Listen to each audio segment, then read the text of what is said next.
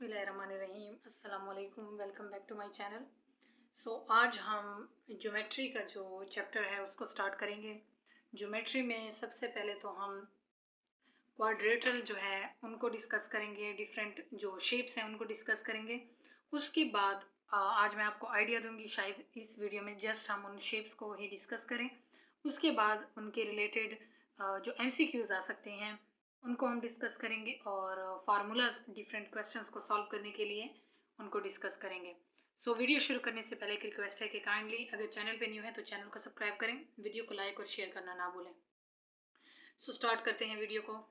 सबसे पहले जो है हम देखते हैं, आपने ऐसी एक शेप देखी होगी ज्योमेट्री में, तो इसको कहते हैं सर्कल। अब सर्कल जो है मैथमेटिकल, अगर हम इसको डेफिनेशन देखें तो इसको हम डिफाइन कैसे करते हैं, तो कहते हैं कि circle is a collection of all the points in a plane which are equal distance from a fixed point. इस पॉइंट से ये डिस्टेंस सारा सेम हो तो इसको हम कहते हैं ये सर्कल है। समझ आ गई? कोई भी ऐसा शेप जो किसी एक पॉइंट से उसका हर तरफ का जो डिस्टेंस है वो इक्वल हो उसको कहते हैं सर्कल। अब ये जो एक पॉइंट है फिक्स पॉइंट, इसको कहते हैं क्या? इसको कहते हैं सेंटर ऑफ सर्कल। ये बिल्कुल सेंटर है क्योंकि यहाँ से यहाँ से यहाँ से और इस तरफ से सारे जो यानी डिस्टेंस है वो इक्वल है, तो हम इसको कहेंगे कि ये है सर्कल। और ये जो शेप है इसको कहेंगे सेंटर ऑफ सर्कल। समझ आ गई? इसके बाद एक और पॉइंट है, वो क्या है? वो है रेडियस। रेडियस कहते हैं इस सेंटर से जो डिस्टेंस है यहाँ तक, इसको कहते हैं, यानी the line segment joint centre of circle two point A is called radius. ये पॉइंट ए है, यहाँ तक जो इसको जोड़ता है, कनेक्ट करता है, इसको कहते हैं रेडियस। आप इसको भी कह सकते हैं रेडियस, ये भी रेडियस है, ये भी रेडियस है। सेंटर से जो यहाँ तक का डिस्टेंस है, ये वाला डिस्टेंस, इसको कहते हैं रेडियस। ये देखें, तो ये कुछ यहाँ पर इंट्रोडक्शन था इसका। इसके बाद है कॉर्ड। कॉर्ड इस सेंटर में हम किस चीज़ को कहेंगे? कॉर्ड कहते हैं कोई भी शॉर्ट डिस्टेंस जो है एक पॉइंट से दूसरे पॉइंट तक, उसको कहते हैं कॉर्ड। यहाँ पर आप देखें, ये डिस्टेंस हो सकता है, ये यहाँ से यहाँ तक का डिस्टेंस हो सकता है। कोई भी शॉर्ट, अगर हम इसको डिफाइन करें, a line segment which join any two point of the circle is called chord. किसी भी दो पॉइंट यानी सर्कल के किसी भी दो पॉइंट को जो कनेक्ट करता है इसको कहते हैं कॉर्ड। नेक्स्ट है डायमीटर। डायमीटर कहते हैं ये एक सर्कल है, फॉर एग्जाम्पल इसका जो हाफ है, हाफ क्या बनाता है? दो यानी कि रेडियस जो है जो मिलकर बनाते हैं उसको कहते हैं diameter. Half of circle, half of जो सर्कल है, सर्कल का जो आधा पोर्शन है उसको कहते हैं डायमीटर। तो नेक्स्ट है कि आर्क। आर्किस जो है ऑफ सर्कल, वो किस चीज़ को कहते हैं? आर्क कहते हैं ये एक सर्कल है, फॉर एग्जाम्पल इसके दो पॉइंट्स यानी ए और बी, ये जो पॉइंट्स हैं इनको कहते हैं आर्क। यानी दो पॉइंट, कोई भी पॉइंट कनेक्टेड, जैसे ये थे, इसको कह रहे हैं ऊपर वाले, ये वाले नहीं पॉइंट, ये वाले जो हैं ये आर्क हैं। फॉर एग्जाम्पल ये ए, ये बी। इस तरह से आर्क जो है फिर दो तरह के होते हैं, एक होता है माइनर आर्क, एक होता है मेजर आर्क। फॉर एग्जाम्पल ये है सर्कल, यहाँ से यहाँ तक का जो आर्क है यानी इस तरह का, ये वाला है माइनर और ये है मेजर। ये दो आर्क हैं, यानी सर्कल को जब हम दो उसमें कट करते हैं सेगमेंट्स में, तो इसमें एक छोटा आर्क और एक बड़ा, तो छोटे वाले को कहते हैं माइनर और बड़े वाले को कहते हैं मेजर। ये था जस्ट इसका इंट्रोडक्शन इसके शेप्स का। इसके रिलेटेड अगर कोई और टर्मिनोलॉजी है उनको भी डिस्कस करते हैं। सेमी सर्कल कहते हैं हाफ सर्कल को, यानी कोई भी सर्कल हो इस तरह का उसको कहते हैं सेमी सर्कल। यहाँ पर देखें, ये और ये उस सर्कल को आधा कर दिया है यानी तोड़ दिया है, तो उसको हम कहते हैं सेमी सर्कल, यानी हाफ है सर्कल। नेक्स्ट है यहाँ पर सेगमेंट ऑफ सर्कल। सेगमेंट कहते हैं किसी भी पार्ट को, यानी ये एक सर्कल है तो उसका ये वाला जो पार्ट है इसको कहते हैं सेगमेंट। सेगमेंट वैसे भी वर्ड का आपको पता है, इसको कहते हैं। अब इसके बाद हम देखते हैं कुछ प्रॉपर्टीज़ क्वाड्रेटरल की। कोई भी टू डायमेंशनल ग्राफिकल जो शेप्स हैं उनको हम डिस्कस करते हैं। क्योंकि इनके रिलेटेड एमसीक्यूज आते हैं, इनकी प्रॉपर्टीज़ के रिलेटेड, तो आपको पहले पता होना चाहिए कि ये शेप्स कौन सी हैं। सबसे पहले यहाँ अगर हम समझें तो इस तरह की शेप आपने देखी होगी, ये वाली शेप भी देखी होगी, नहीं देखी तो मैं बता देती हूँ। यहाँ पर एक और शेप है,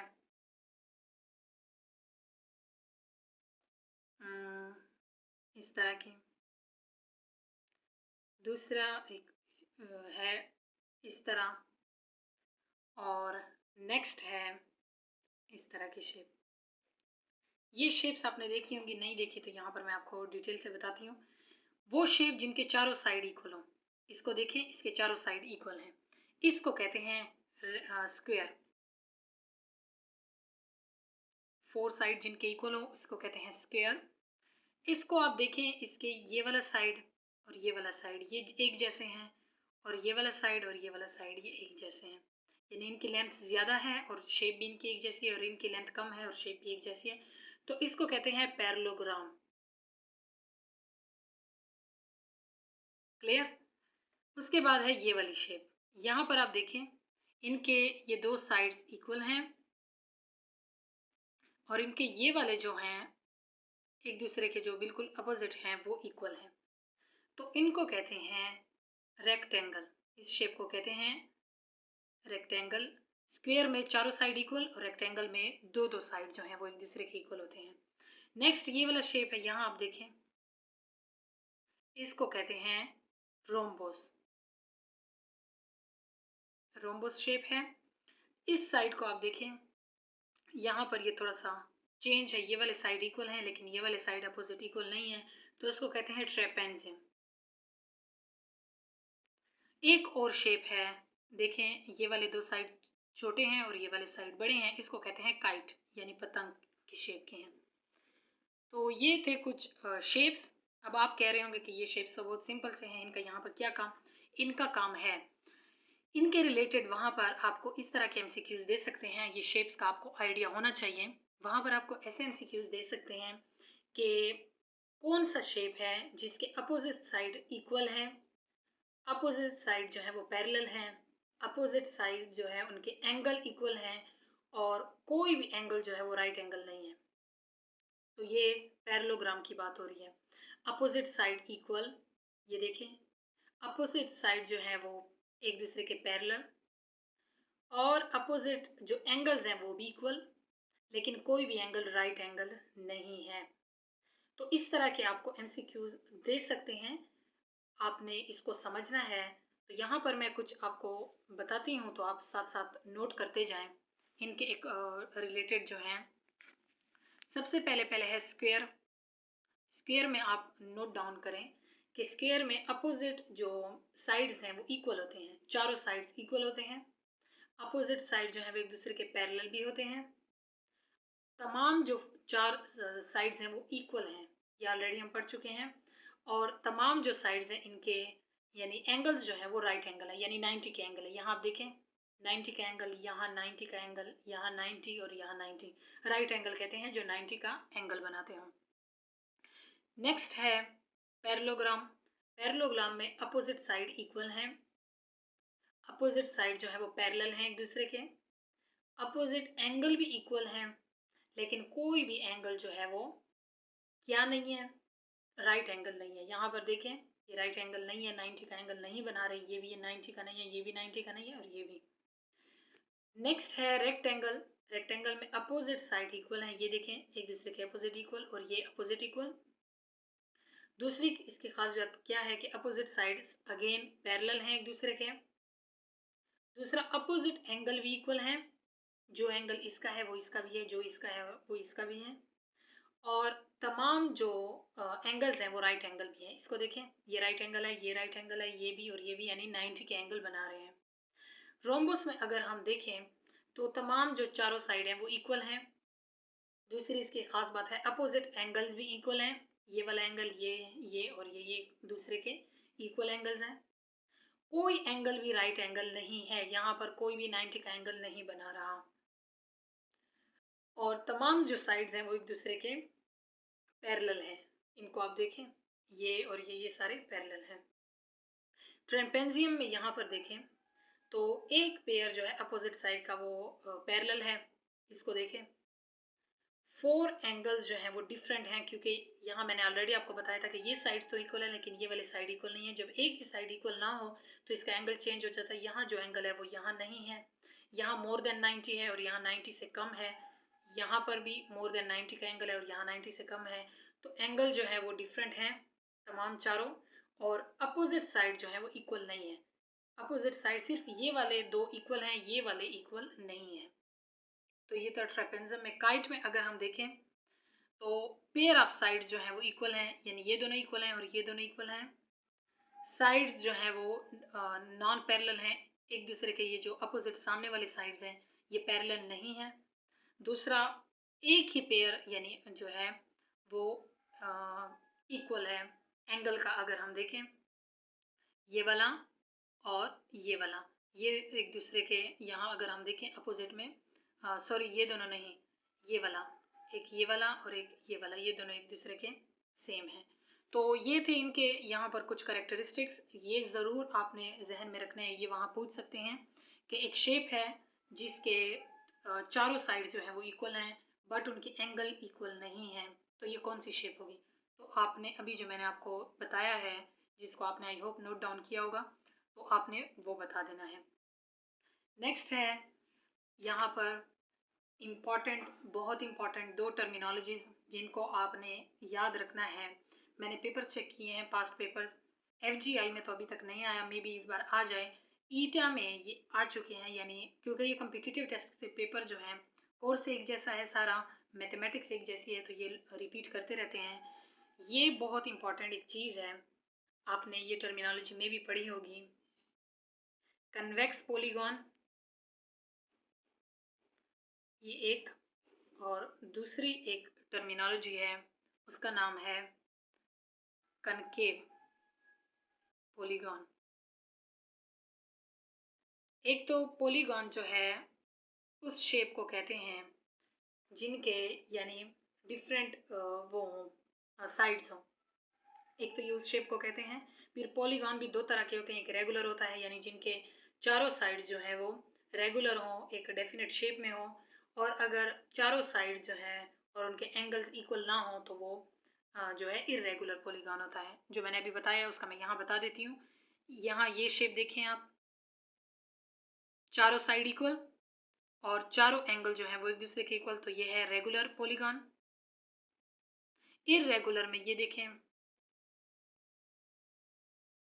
इस तरह की शेप आएगी, तो ये है इरेगुलर पॉलीगॉन। तो यहाँ पर अगर हम देखें कनकेव और कन्वेक्स, बहुत इंपॉर्टेंट ये टर्मिनोलॉजी है, इसको आपने याद रखना है। कनकेव पॉलीगॉन किस तरह के होते हैं? इसमें ये एक शेप है, आप इसको गौर से देखें, ये एक शेप है, या ये देखें, सॉरी,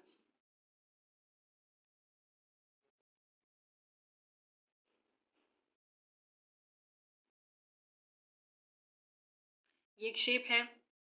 इसमें अगर आप चेक करें ये जितने भी साइड हैं, 5 साइड, 5, तो इनके अंदर जो इनके एंगल हैं वो लेस देन 90 हैं, 180 हैं, सॉरी सारे 180 से कम, ये 180 से कम। तो इस तरह से ये 180 से कम, ये 180 से कम और ये 180 से कम। 180 से ज़्यादा जो इनके इंटीरियर एंगल हैं वो नहीं है, स्ट्रिक्टली 180 से कम है। और दूसरा, कोई भी एंगल इनका बाहर की तरफ नहीं है, यानी इनमें ये जो शेप है इनमें ऐसे कोई एंगल नहीं है इस तरह का। बात क्या ही समझ? एक तो इनमें 180 से कम होनी चाहिए, इंटीरियर एंगल की मैं बात कर रही हूँ, जो अंदर के एंगल हैं। और दूसरा, कोई भी एंगल बाहर की तरफ नहीं होना चाहिए। इसको कहते हैं कन्वेक्स पॉलीगॉन। इनके बारे में क्वेश्चन आते रहते हैं कि कन्वेक्स पॉलीगॉन में एंगल जो है इंटीरियर एंगल वो कितना होना चाहिए। ये मुझे FGI का नहीं पता, कोर्स में है तो हाँ आते होंगे। ये ईटा में ये आए थे। कनकेव पॉलीगॉन में क्या है, इनकी शेप से ही आपको पता चल जाएगा। ये इनकी शेप है,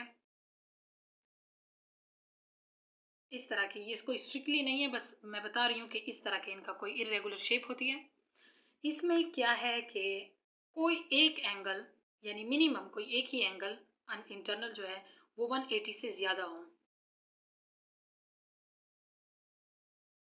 इंटीरियर एंगल जो है वो 180 से ज़्यादा हो। दूसरा, यहाँ पर जो इनके इंटीरियर एंगल है कोई भी, वो अंदर की तरफ यानी कि इस तरह से उन्होंने मोड़ा हो। और यहाँ पर अगर हम देखें तो डिफरेंट है शेप, क्योंकि यहाँ पर इंटरनली या आउटर कोई एंगल जो है वो नहीं जा रहा, यहाँ पर इंटरनली वो एंगल जो है वो मुड़ रहा है, तो इसको कहते हैं कनकेव पॉलीगॉन। तो इस तरह से इन दोनों में डिफरेंस है। यहाँ पर आप एंगल्स को चेक करें, कोई एक एंगल जो है वो 180 से बड़ा है। यहीं पर आप देख लें, ये देखें, ये वाला इससे बड़ा है। तो ये थे ये दो इम्पॉर्टेंट टर्मिनोलॉजीज़, आपने इनको याद रखना है। कुछ और टर्मिनोलॉजीज़ हैं इन चैप्टर के रिलेटेड, तो अब हम उसको डिस्कस करते हैं।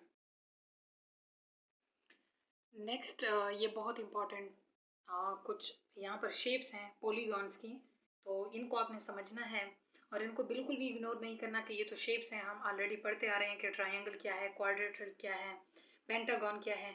यहाँ पर शेप्स के अंदर आपको इंटीरियर और इनके एक्सटीरियर एंगल जो हैं वो मैं आपको बताऊंगी, क्योंकि वो जो हैं वो बहुत इंपॉर्टेंट हैं, तो इसको बिल्कुल भी मिस नहीं करना। ट्राई एंगल जो है आप पढ़ते आ रहे हैं, try angle, try mean three, यानी तीन एंगल वाली जो शेप है इस तरह की, इसको कहते हैं ट्राई एंगल। इसमें क्या है कि पहले तो अगर वहाँ पूछे तीन साइड्स क्या हैं, अभी एक टेस्ट हुआ था यहाँ लोकली, कंप्यूटर का टेस्ट था, मैथमेटिक्स के, उसमें क्वेश्चन आए थे कि ट्राई एंगल में साइड्स कितने होते हैं और इनके जो एजेस हैं वो कितने होते हैं। तो वो ये आप देख रहे होंगे, बहुत सिंपल सा एक क्वेश्चन बनता है, बिल्कुल भी मुश्किल नहीं लग रहा, लेकिन वहाँ स्टूडेंट कंफ्यूज थे। कोई कह रहा था कि नहीं ये एंगल्स का पूछ रहे हैं, वो पता नहीं कितनी होंगी साइड जो हैं वो इतने हैं। तो यहाँ मैं आपको बता रही हूँ कि इन चीज़ों का आपने ख्याल रखना है।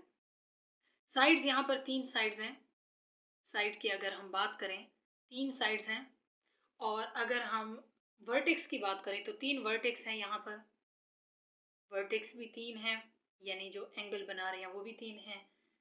इंटीरियर एंगल्स यहाँ पर कितने हैं, ये इंपॉर्टेंट चीज़ है, ये आपने नोट रखनी है। ये वाला एंगल, ये वाला एंगल और ये वाला एंगल, कितने कितने के एंगल हैं, ये हैं 60-60 के एंगल, एक एंगल जो है वो 60 का है। तो 60-60-60 कितने का एंगल बना रहे हैं, 180। तो सम ऑफ इंटीरियर एंगल कितना होगा, इज इक्वल टू 180। क्यों आया है 60 + 60 + 60, ये आया है क्योंकि सम का यहाँ पूछ रहे हैं। इस तरह के एमसीक्यूज आते हैं कि ट्रायंगल का इंटीरियर एंगल का सम क्या है, तो 180 है। या वहाँ पूछ सकते हैं कि ट्रायंगल में जो इंटीरियर एंगल है उनमें एक एंगल जो है वो कितना है, तो वो है 60। तो इनको आपने याद रखना है। नेक्स्ट है सेकंड वन, क्वाड्रेटरल। क्वाड्रेटरल जो है,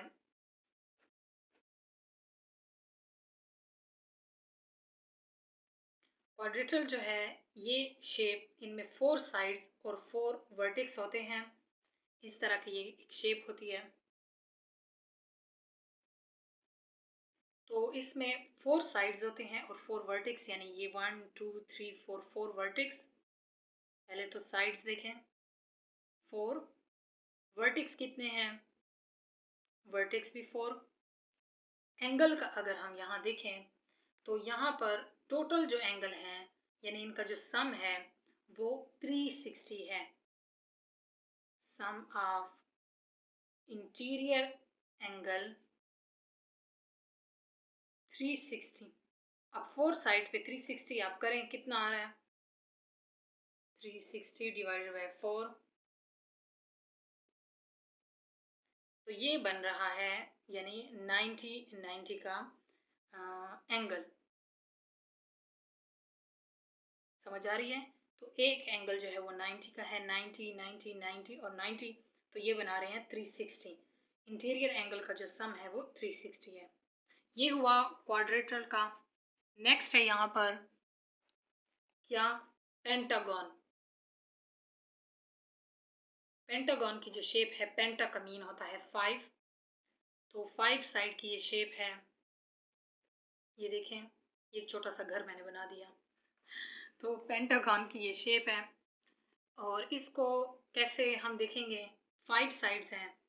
पहले तो आप ये याद रखना है, पेंटा है तो 5 साइड, वर्टेक्स भी 5 होंगे और इसके जो सम है इंटीरियर एंगल का, इंटीरियर एंगल वो है 540। 540 जो है उसको 5 साइड पे करें। अब मैं ये आपको नहीं बता रही, ये अब आपने खुद फाइंड आउट करना है। एक एक का कितना बन रहा है, 5 पे आपने ये डिवाइड करना है। तो टोटल सम जो है, मेन चीज़ ये है, इसको आपने याद रखना है 540। समझ आ गई। इसके बाद है कौन सी शेप हम डिस्कस करेंगे, हेक्सागन। हेक्सागन यानी कि हेक्सा 6 साइड वाली जो शेप है, शेप इसकी ऐसे होती है। इस घर का थोड़ा सा बेस जो है वो तिरछा हो गया है। 6 साइड है इनमें।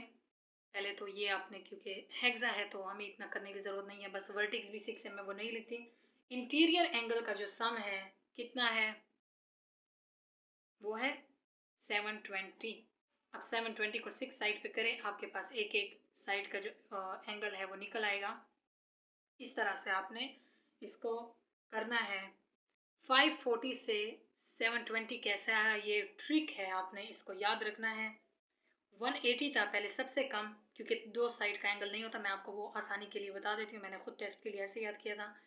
सबसे कम जो है 3 साइड को जो मिलाता है वो ट्राई है। ट्राई में 180 है। 180 में आप प्लस करते जाएं।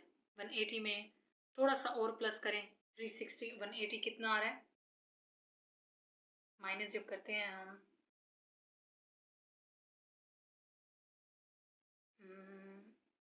180, 180 में एक और 180 करे तो 360 आता है। 360 में 180 और करे तो 540 आता है। 540 में 180 और प्लस करे तो 720 आता है। इस तरह से आपने याद रखना है। मिनिमम आपने याद रखना है 180, जो 3 साइड का है उसमें एक एक 180 आपने यहाँ प्लस किया है। नेक्स्ट है हेक्सागन के बाद यहाँ पर हेप्टागन। कमेंट सेक्शन में आप लोग करेक्शन करते जाते हैं, कहीं पर मुझसे मिस्टेक हो जाती है। यहाँ मैं रिकॉर्डिंग की साइड पर भी देख रही होती हूँ और यहाँ बार बार देख रही होती है कि यहाँ रिकॉर्डिंग सही आ रही है या नहीं। वॉइस का तो कोई इशू नहीं है, तो बोल मैं कुछ रही होती हूँ और यहाँ पर लिख मैं कुछ देती हूँ।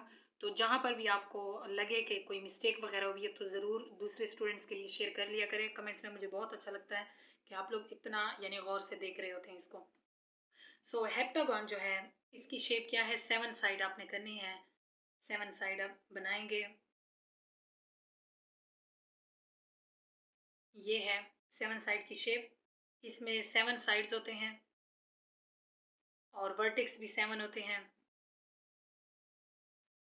और इसका जो सम है इंटीरियर एंगल का वो कितना होगा, वो होता है, एक और आप 180 आपने प्लस कर देना है, 900। हेप्टागन के बाद ऑक्टा है। ऑक्टागन यानी 8 साइड वाला। ये है 7 साइड वाला, ये है 8 साइड वाला, ये है 6 साइड। इस तरह से ऑक्टागन जो है 8 साइड का शेप है, 2 3 4 5 6 7 8, बस इस तरह की कोई शेप है। और इसका जो सम ऑफ इंटीरियर है साइड का, आपको पता है 8 साइड है, 8 वर्टेक्स हैं। सम ऑफ इंटीरियर एंगल कितना होगा, सम ऑफ इंटीरियर एंगल है 1080। बात क्या आई समझ, ये आपने याद रखना है। जो मैंने आपको ट्रिक बताई है उस तरह याद रखें, या जो आपको सही लगे उस तरह से याद रखें। बट ये जो है अभी अगर टेस्ट में ना भी आए तो ये आते रहते हैं। इंटीरियर एंगल के सम आपसे पूछते हैं या किसी एक एंगल के बारे में पूछते हैं। ये डिफरेंट शेप्स हैं, आपको याद होनी चाहिए। अगर डायरेक्ट वहाँ पर ये MCQs आ गया कि हेक्सागन में कितने साइड्स होते हैं या कितने वर्टेक्स होते हैं या उसका सम ऑफ इंटीरियर एंगल, या वो ये पूछे कि एक साइड का एंगल कितना है, तो आपने यहाँ पर देखना है एक साइड का एंगल कैसे निकालेंगे, 1080। फॉर एग्जांपल ऑक्टागन का पूछे कि एक साइड का एंगल निकाले तो 1080 डिवाइडेड बाय 8 करेंगे, क्योंकि 8 साइड है तो हर एक साइड की यहाँ पर कैलकुलेशन आपके पास आ जाएगी। नेक्स्ट है, दो यहाँ रहते हैं, नैनोगन का और डेकोगन का, तो उसको भी देख लेते हैं। नैनोगॉन जो है वो 9 साइड है, और यहाँ पर डेका जो है, डेकागॉन कहते हैं 10 साइड्स को। तो नैनो जो है 4 5 6 7 8 9, बस इस तरह से शेप है, 9 साइड्स है, 9 वर्टेक्स है। सम ऑफ इंटीरियर एंगल, ये इंपॉर्टेंट चीज़ है, ये आपने याद रखनी है। सम ऑफ इंटीरियर एंगल इसका कितना होगा, 180 को आपने ये देखें यहाँ पर यानी इतनी बार उसको लेकर जाना है। 1080 में एक और 180 करे प्लस, तो यहाँ पर कितना आएगा 1260। ये है इसका सम ऑफ इंटीरियर एंगल। अगर कोई एक एंगल का निकालना हो तो इसको आपने 9 पे डिवाइड करना है। डेकागॉन का क्या है, 10 साइड्स का एक शेप है, बस ये ऐसी शेप है 10 साइड की। और इसका कितने इसके सम ऑफ इंटीरियर एंगल है, तो इसमें 1 4 4 0, ये जो है ये है सम ऑफ इंटीरियर एंगल। तो ये थे ये आज के शेप्स। इसके बाद कुछ इम्पॉर्टेंट टर्मिनोलॉजीज जिनको आपने याद रखना है, वो यहीं पर ही मैं करवा देती हूँ। नेक्स्ट वीडियो में क्या कवर करवाना, तो उनको आपने याद रखना है। बल्कि ये बहुत इम्पॉर्टेंट कुछ पॉइंट्स हैं, ये भी आ सकते हैं एमसीक्यूज़ में, इनको आपने नोट डाउन करना है। एक्यूट एंगल किसको कहते हैं, एक्यूट एंगल कहते हैं इस तरह के एंगल को जिसमें एंगल का साइज़ कितना हो 0 से 90 डिग्री के दरमियान। जो 0 से 90 डिग्री के दरमियान एंगल हो उसको कहते हैं एक्यूट एंगल। राइट एंगल कहते हैं किस तरह के एंगल को, जो इस तरह का एंगल हो जिसमें ये वाला जो एंगल है इसका साइज कितना हो equal to 9, G equal to 90 degree का कोई भी एंगल हो तो उसको कहते हैं राइट एंगल। 90 से जो कम हो उसको कहते हैं एक्यूट एंगल। उसके बाद है एब्ट्यूज एंगल। एब्ट्यूज एंगल कहते हैं 90 से ज़्यादा जो एंगल हो, इस तरह का एंगल हो एक, ये किसी भी शेप में हो सकता है, बस उसका साइज़ जो है वो इक्वल होना चाहिए 90 से 180 के दरमियान, इतना इसका होना चाहिए। स्ट्रेट एंगल कहते हैं बिल्कुल स्ट्रेट एंगल जो किसके इक्वल हो 180 के, 180 के जो इक्वल हो उसको कहते हैं। और इसके बाद है रिफ्लेक्स एंगल। रिफ्लेक्स एंगल कहते हैं इस तरह का कोई एंगल जिसमें ये देखें ये एंगल आ रहा है, यहाँ पर रिकॉर्डिंग में थोड़ा सा इशू है, हाँ ये वाला एंगल है, ये होना चाहिए 180 से 360 के दरमियान, जो साइज़ हो उसको कहते हैं रिफ्लेक्स एंगल। उसके बाद है रेवोल्यूशन एंगल, यानी अराउंड अ पॉइंट, कोई भी जो 360 के इक्वल हो, यानी इस तरह का कोई एंगल हो जो 360 के इक्वल उसका साइज़ हो, यानी एक पूरा जो एंगल है उसको कहते हैं, क्योंकि एक पूरे एंगल में 360 उसका साइज़ होता है इक्वल, तो उसको कहते हैं रेवोल्यूशन एंगल या एंगल अराउंड अ पॉइंट। सो ये थी आज तक की वीडियो। आई होप ये आपको अच्छी लगी होगी। नेक्स्ट वीडियो में इसके रिलेटेड जो यहाँ पर हमने पॉइंट डिस्कस किए इसके रिलेटेड एमसीक्यूज़ की प्रैक्टिस मैं करवाऊँगी। रिमेनिंग जो ज्योमेट्री के आपके फार्मूलाज हैं, बार बार आप लोग पूछ रहे हैं कि फार्मूलाज करवाएं, एरिया और इंडिफरेंस, सब की वीडियोज़ आएंगी। बस मैं क्योंकि डायरेक्ट मैं नहीं करवा सकती, आप में से बहुत सारे स्टूडेंट कह रहे थे कि आप डिटेल में नहीं करवा रही, डिटेल में टाइम नहीं है, और जब डिटेल में करवाती हूँ तो आप लोग कहते हैं जल्दी जल्दी हमें करवाएं। तो पहले ये कंसेप्ट देना ज़रूरी था। इसके रिलेटेड फिर इसके बाद जो होंगे, कल हम इंशाल्लाह इंटीरियर एंगल को कैलकुलेट कैसे करते हैं उसके लिए फार्मूला बताऊँगी, एरिया को कैसे कैलकुलेट करते हैं, डिफरेंट पैरामीटर्स को कैसे कैलकुलेट करते हैं उसके लिए फार्मूलाज बताऊँगी। सो अगर आपको वीडियो अच्छी लगी है तो वीडियो को लाइक शेयर और कमेंट ज़रूर करें, और अगर आपकी कोई सजेशन हो तो वो भी मुझे बताएं। टिल नेक्स्ट वीडियो, अल्लाह हाफिज़।